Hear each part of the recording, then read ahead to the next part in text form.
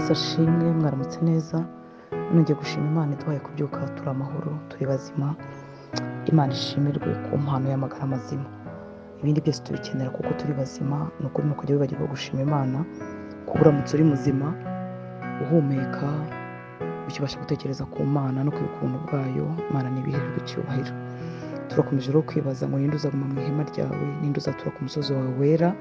Uyu ni umunsi wacu wa nyuma, ariko nifuza ko byakubera icyemezo cy'ubuzima, icyemezo cy'imyaka yose usigaje kuba. Data rwose nibyo anezerewe kwa mubera umwana, akakubera so, mukabana muri iyo relation, atari iyo umutware, umutegeka runaka, umukoresha se, kwitwa umukristo se by'izina. Yifuza kukubera papa, kukubera so, nawe ukamubera umwana. Zaburi ya 15 rero twakomeje gushingiraho aya magambo tuvuga muri iki gitondo. Ku murongo waho wa mbere avuga ngo ninde Uwiteka, ninde uzaguma mu ihema ryawe, ninde uzatura ku musozi wawe wera. Twasanze gutura no kuguma nta cyabinganya, ariko dusanga kandi duhagaze mu gihe kitatworoheye, aho umwanzi Satani yifuza ko twabana n'Imana nk'abashyitsi. Abantu bagusuye bakongera bagataha, abantu babonana rimwe na rimwe iyo babyutse neza, abantu babonana rimwe na rimwe mu bihe by'amasengesho runaka, ariko tukongera tukiberaho ubundi buzima buri kure y'Imana burundu. Ariko icyifuzo cya Data nuko twabana nk'umubyeyi n'abana. Data yifuza kubana natwe kuva mu itangiro kugeza mu byahishuwe. Imana igenda ishaka umuntu nawe akagenda yicika, igakomeza kumukurikirana kubw'urukundo rwinshi ikunda umuntu. Kuva mu itangiriro ibinezaneza by'Imana byari kubana n'abantu ngo twagiye tubivuga. Rero Imana ikomeza ikurikirana umuntu ari nta kindi mushakaho, ari kubw'urukundo. Umuntu nawe kubera intege nkeya, kubera icyaha, kubera Satani, kubera imbaraga z'umwijima zidufata, kubera kamere mbi itubyukamo, tugahora ducika Imana. Ariko amaboko y'Imana yuzuye urukundo agahora adushakisha. Niyo mpamvu Yesu yavuze muri Yohana 12:47 ngo ntabwo nazanywe no guciraho abantu iteka, ahubwo naje kubakiza. Ntabwo Yesu nubwo ari umukiranutsi, ubundi guhagarara n'umukiranutsi ni ikintu kigoye. Uhita ubona ububi bwawe, ugahita ubona ibyaha byawe. Uzarebe iyo uri kumwe n'umuntu ujya ukora ibintu neza, wowe ibyo bintu utajya ubibasha, uhita wumva hari ukuntu ucishijwe bugufi kuko udashobora kubikora nk'uko abikora. Yesu nubwo ari umukiranutsi, nubwo atigeze akora icyaha, ngo yarageragejwe kimwe natwe, ariko we ntigeze akora icyaha. Ariko uwo mukiranutsi, uwo ngo utarigeze akora icyaha, aho uhinduye icyaha ku bwacu. Igihe yazaga ntabwo yaraje kuduciraho iteka. Aravuga ngo ntabwo nazanywe no guciraho abantu iteka, ahubwo naje kubakiza. Umukiranutsi utarigeze akora icyaha, umwana w'Imana nzima, ntabwo yazanywe no kuguciraho iteka, burya yaje kugukiza. Nicyo kimugenza, nta kindi. Yazanywe no kugukiza wowe nanjye. Amaboko ya Data ahora yiteguye kuturamira mu ntege nke zacu, kuturamira iyo dusitaye, ahora yiteguye kuturamira no kutubyutsa. Nk'uko umubyeyi iyo agendana n'umwana muto abigenza, iyo umwana atsikiye cyangwa agasitara cyagenda kugwa hasi, reflex banguka mu maboko y'umubyeyi ni ukuramira umwana we ngo adakomereka yituye hasi. Murabizi iyo ugenda ufashe umwana akaboko, cyangwa umwana utaramenyera kugenda uri umubyeyi mukuru, iyo anyereye, iyo asitaye, ikintu kibanguka ni amaboko yo kujya kumuramira byihuse. Ntubanze kubitekerezaho, birikora. Kandi uwo ni umubyeyi usanzwe, bameze nkatwe, bambaye umubiri, ndetse rimwe na rimwe banyuzamo bagakora ibintu bitari byiza. Tekereza noneho Data mwiza, we arushijeho guhora yiteguye kukuramira. Amaboko yahora yiteguye kukuramira uko usitaye. Zaburi ya 37 umurongo wa 23 n'uwa 24 haravuga ngo iyi ntambwe z'umuntu zikomejwe n'Uwiteka, akishimira inzira ye, naho yagwa ntazarambarara, kuko Uwiteka amuramije ukuboko kwe.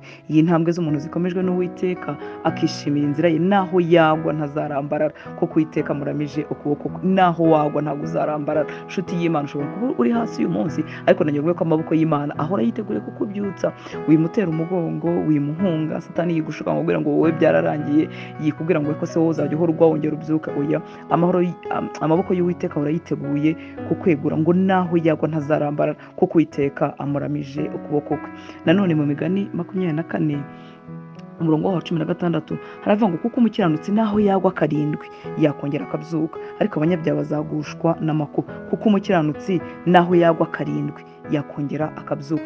Kugwa turimo tuvuga ni kwa kuntu umuntu yumva asa nk'uwavuye mu buntu bw'Imana. Mwibuka ko turimo kuvuga ngo ninde uzaguma ku musozi wawe wera. Ni kwa kundi umuntu yumva yahavuye, yumva yatandukanijwe n'Imana, yareba ubuzima bwe, yareba ibyo yarimeje azakorana n'Imana, yareba ukuntu byamunaniye, yareba uburyo ahora agaruka kwihana avuga ati Imana nari naguye ko ntazongera, none ndongeye. Uretse ko kwiriye no kutazongera gusenga ngo sinzongera, ahubwo mubwira ngo mpimbaraga nkomeza muri uru rugendo, ko ushobora kumbwira ngo sinzongera kandi n'ejo ukongera. Ariko biravuze ngo nubwo umukiranutsi, nubwo yagwa 7 akongera akabyuka. Ntabwo Uwiteka yohereje umwana we kugira ngo agucireho iteka, ahubwo yazanywe no kugukiza. Wihera hasi, wiguma hepfo ku musozi, ongera wisubizemo imbaraga, ongera wubura amaso ubwira Imana ngo Mana, nanjye ndashaka gutura ku musozi wawe wera, ndashaka kuba muri aba bantu batajya basohoka mu ihema ryawe, ndashaka kugirana nawe ubusabane butagicikamo kabiri, butagishira. Inshuti z'Imana, iyo turebye wa mwana w'ikirara uvugwa mu butumwa bwiza bwanditswe na Luka igice cya 15, bitwereka urukundo rutagira akagero data adukunda. Iyo turebye uburyo se yamwakiriye, atamubajije ripoti, atamubajije ngo warongeye uragwa, atamubajije ngo warongeye uncumuraho, atamubajije ngo isi ibyo naguhaye kuki wabipfushije ubusa, bitwereka urukundo rw'Imana rutagira akagero. Ibi ntibivuga ngo nitugende dusayishe twikore ibyo dushaka, ariko nagira ngo nkubwire, niba uyu munsi wumva utari muri aba bantu bagumye ku musozi w'Uwiteka, babandi baguma mu ihema, niba wumva ubuzima bwawe atari ubuzima bwahesha Imana icyubahiro, bwanezeza Imana, ndagira ngo ntuhereyo, ahubwo wibuke urukundo rw'Imana rutangaje. Igihe uriya mwana yari ahingutse mu butumwa bwiza bwanditswe na Luka 15:20, uriya mwana ngo arahaguruka ajya kwa se, agituruka kure ngo se aramubona, aramubabarira, arirukanka, aramuhobera, aramusoma. Nagira ngo wumve neza iyi nteruro ikumvisha urukundo rw'Imana. Maze kumenya urukundo rw'Imana rwinshi, byatumye numva ntava muri aya maboko meza. Ntekereza ko nta wundi muntu wankunda nk'uko Imana inkunda, nta wundi muntu wambabarira nk'uko imbabarira, nta wundi muntu wanyumva nk'uko Imana inyumva. Ayo maboko rero nayavamo nkajya hehe? Ubwo buntu niyo presence nuko kubaho nabivamo nkajya mu bihe, uwo musozi w'Imana nawumanukaho nkajya hehe? Ndagira ngo wumve urukundo rutangaje. Ngo umwana agituruka kure, se aramubona, aramubabarira. Ni ukuvuga ngo isi yapfuye kubona ko umwana yagarutse, aramubona, aramubabarira. Umwana ataraza kuvuga ngo data mbabarira, nacumuye kuri mu ijoro nawe nagucumuyeho, sinkwiriye kwitwa umwana we. Yari ataratangira gusaba imbabazi, ariko guhindukira kwe kugaruka byeretse ise w'uwo mwana ko uwo mwana yisubiyemo, byereka data kugaruka kwawe mu ntege nke zawe, waza ukambakamba, waza utazi kubivuga neza, waza utazi kubigenza, ariko guhindukira ukabwira Imana ngo Mana, ndakwifuza, ndifuza kuba muri ubu bwoko butagitandukanywa nawe. Ngo se aramubona, aramubabarira. Ni ukuvuga ngo yamubabariye ataramubwira amagambo menshi. Ndakwinginze kugira ngo icyo tuvuga muri aya magambo, turimo tuvuga ngo ninde uzaguma ku musozi wawe wera, ninde uzatura mu ihema ryawe, ndagira ngo wifuze kuba muri abo ngabo. Nicyo nanjye cyifuzo cy'umutima wanjye, ni ukugira ngo nkureme iyo nyota yo kwifuza kuba muri abo bantu batura ku musozi w'Imana ubutahava. Ngo se aramubona, aramubabarira, arirukanka, aramuhobera, aramusoma. Mbega urukundo rutangaje! Aramuhobera cyane, agicapfuye, agifite imyanda yo mu ngurube, acyuzuye ububi, acyuzuye ibyaha, ariko aramuhobera cyane. Iki nta kindi bitwereka, biratwereka ishusho y'urukundo rw'Imana.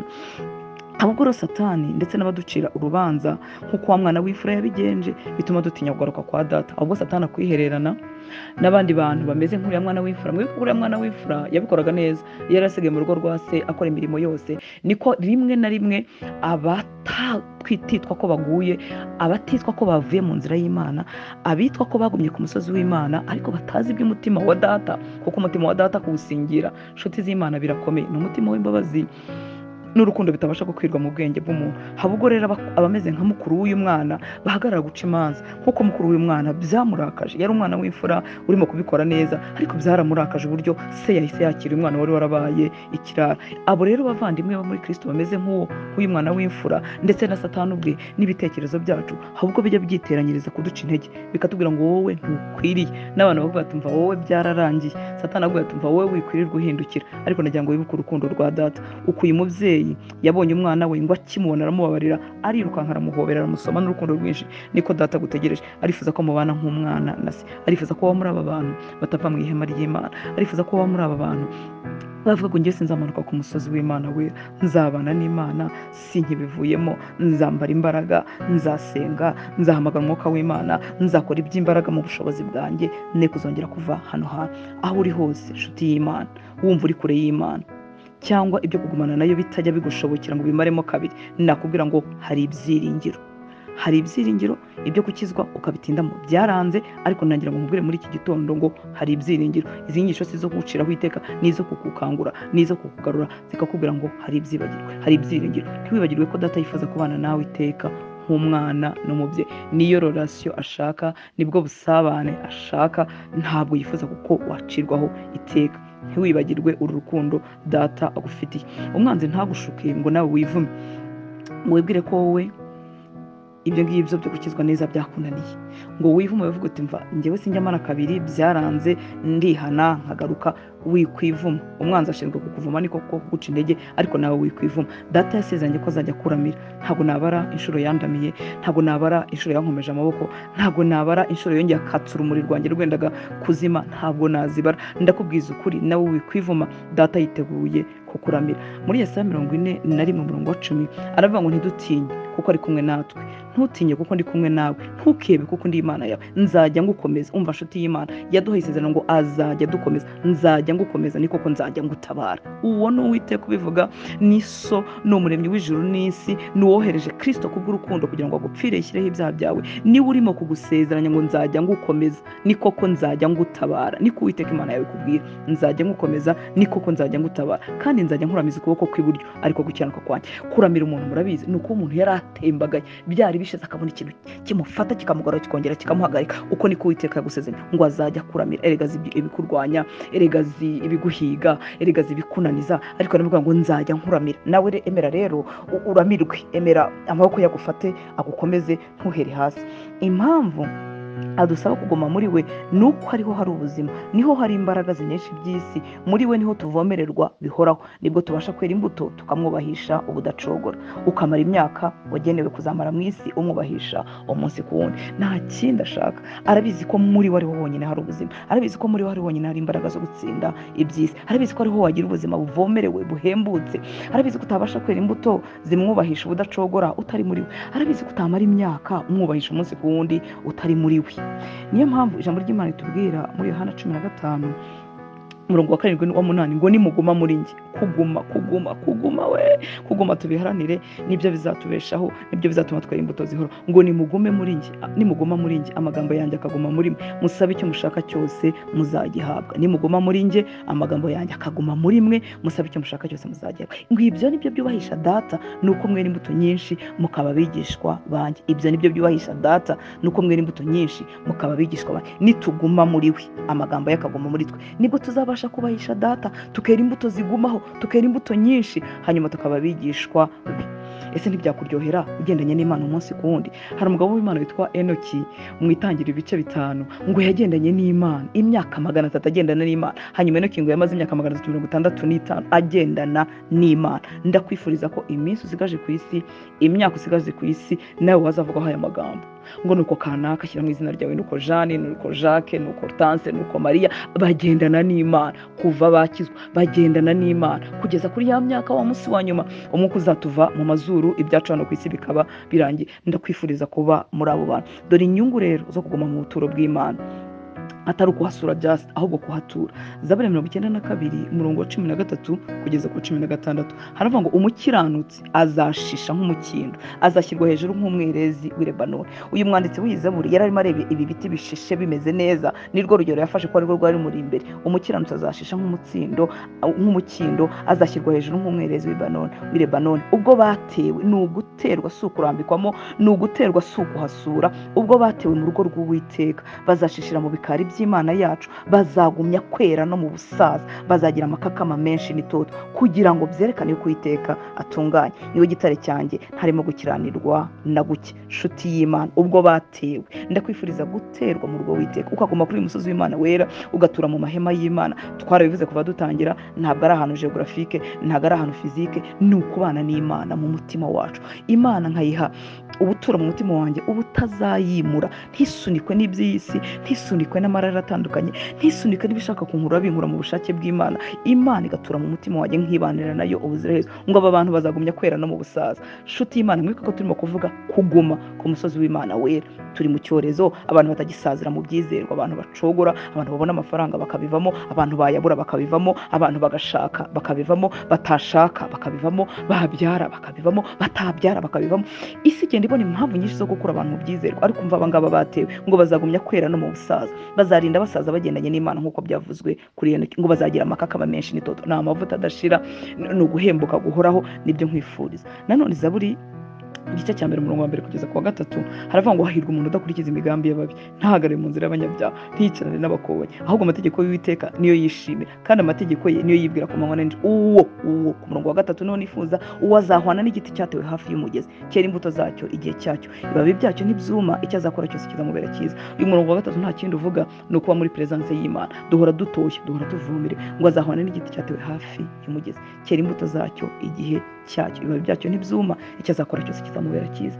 Mu kubaho kw'Imana, nshuti y'Imana, muri ba bantu bavuze ngo njyewe sinzava kuri uyu musozi w'Imana we, muri ba bantu bavuze ngo nta kintu cyantandukanya n'urukundo rwa Kristo, abangaba bahora batoshye, bameze nk'igiti gitewe mu mazi, cyashoreye imizi mu mazi, umwuma ntacyo kibwira, izuba ryacanye ntacyo gitwara, ibibabi bihora bitoshye, imbuto zihora ziriho, ntabwo bavuga ngo nabyutse nabi, ntabwo bavuga ngo hari ibyabinkuyemo, nuko bahora. Hari inyungu zo kuguma ku musozi w'Imana wera, hari inyungu zo kutava muri presence y'Imana. Zaburi 37 bavuga ngo nari umusore none ndashaje, ariko sinanabona umukiranutsi aretswe, cyangwa urubyaro rwe rusabiriza ibyo kurya. Agira ubuntu umunsi ukira, akaguriza abandi, urubyaro rwe rukabona umugisha. Va mu byaha ujye ukora ibyiza, uzaba gakondo iteka, uzaturayo iteka, nta mukiranutsi ujya urekwa. Ndakwifuriza kutava ku musozi w'Imana wera, gutura mu mahema y'Imana, guterwamo ugahinduka inkingi mu nzu y'Imana. Simvuga mu nzu mu rusengero usengeramo, simvuga mu nzu mu idini runaka, simvuga mu murimo w'Imana runaka, ndavuga ubusabane bwawe personnel n'Imana yawe. Imana ikugirire neza, ngwino tubane muri iri tsinda ryatewe mu rugo rw'Uwiteka kugeza ku munsi Kristo azatuvugiraho aya magambo yavuze muri Luka 22 ku murongo 28-29 avuga ngo nimwe mwagumanye nanjye. Murumva ko harimo ibintu byo kugumana, nimwe mwagumanye nanjye, twihanganana mu byo nageragejwe, nanjye babikiye ubwami nk'uko data yabumbikiye. Ntegereje aya magambo ku iherezo ry'urugendo, ndakwinginze kugira ngo nawe utegereze aya magambo ku iherezo ry'urugendo. Ntabwo yavuga ngo nimwe mwagumanye nanjye atazi ko turi bumaremo imyaka 5 gusa cyangwa 10. Ni amagambo yewe inshuti y'Imana tubwirwa muri none, ariko cyane cyane tuzabwirwa ku iherezo ry'urugendo. Nuva muri uyu mubiri ufite imyaka 60, nuva mufite 80, nuva mufite 100, nuva hakiri kare, uko atari ukunyagwa na Satani ari by'Imana yakugeneye, reka bazakuvuga aya magambo ngo ni wowe wagumanye nanjye, twihanganana mu byo wageragejwe byose, none ubikiye ubwami nk'uko data yabukubikiye. Imana iguhe umugisha, Imana ikugire neza, umwuka w'Imana akubeho, agushoboze, kandi data asohoze icyo yakuvuzeho. Nizeye ko turi bubane muri iri tsinda ry'abantu bavuga ngo sinzava ku musozi w'Imana wera. Amaraso ya Yesu Kristo agutwikire, ubuntu bw'Imana bukubeho. Bakoze.